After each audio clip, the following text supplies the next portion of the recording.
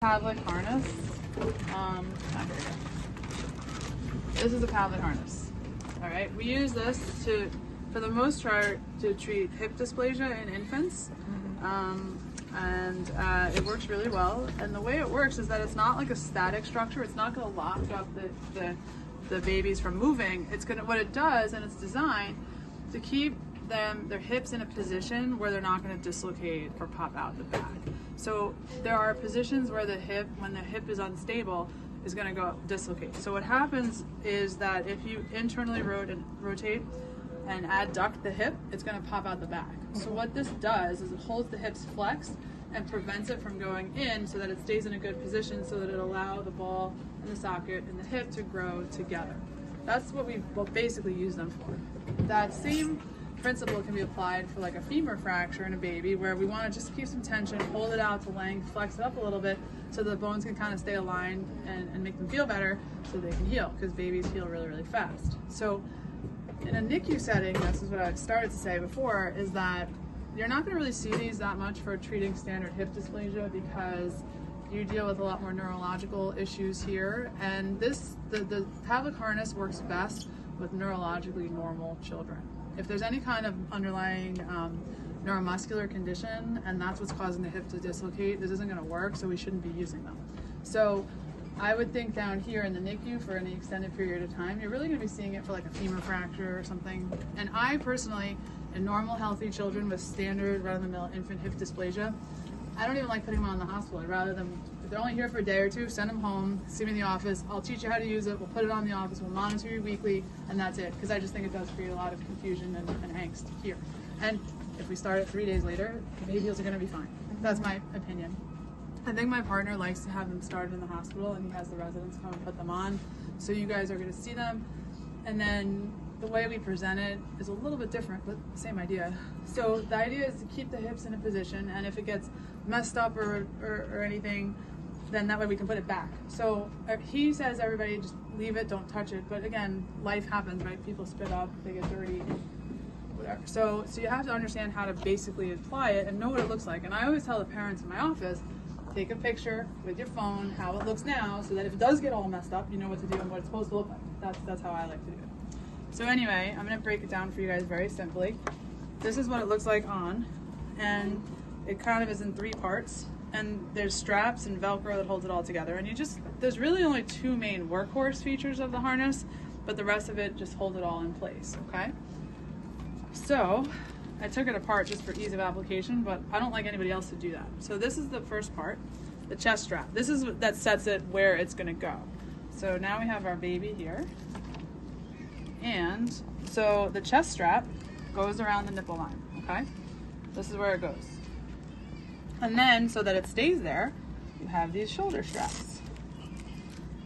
And this is setting the tension.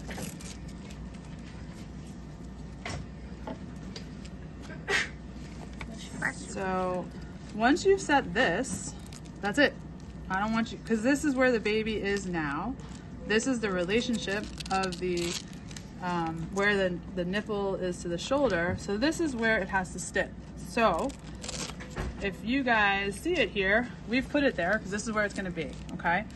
And what I will do once everything's done, we mark it off a line so that if it gets Velcroed on Velcroed, you slap it back, make sure the lines line up, and then you know you put it where I just put it, okay? So that's how I set it. So now here we have it at his chest. Then we put it around the feet, okay? Again, this is what the surgeons are supposed to be doing. This is how I always apply it the first time, because I like to set it. But once it's set, I really don't need you guys playing with all these straps. There's not a lot you're gonna have to do. So, again, the feet go in the feet. The foot goes in the foot. And then this brand, they're numbered, so you know that right stays with right, left stays with right. They're either color coded. This one has A, B, C, and 1, 2, 3, so that you keep it all in the right spot. Okay. So now,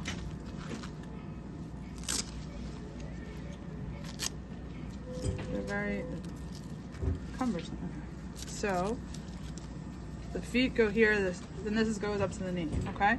So now that we have it kind of in how we connect it, right? So this brand, you see how it says ABC and ABC? So that's the right. And then this side, it's 1, 2, 3, and 1, 2, 3, okay? So now that I have it set where I want it at the chest, have the foot parts, now you connect it, right? So then you do, there's two, this is where it's set. Now here's the work, right? The work is being done from the tension created in the straps. And the way I like to teach my residents about it, you have two working straps. You have your anterior straps and your posterior straps, okay? So this for each leg. The anterior straps, what they're doing is they're keeping the hips flexed, okay? And you want them flexed about 90 degrees. So then these go like this and like this. And then, so these are your, so these are your anterior straps. They're holding your hips flexed about 90 degrees, okay? Then you have your posterior straps. This is a kind of important distinction from an orthopedic education, but the posterior straps, I don't want them pulling the hips abducted. What I want these posterior straps to do is prevent the babies from going in. When they go in like this and down, that's how they dislocate. So the posterior straps prevent it from adducting. They don't hold it abducted, but so that's what the posterior straps do. And so they go back here and like this. So now, if you imagine, I'm in my office. I've now kind of done all this. Then I like to feel and make sure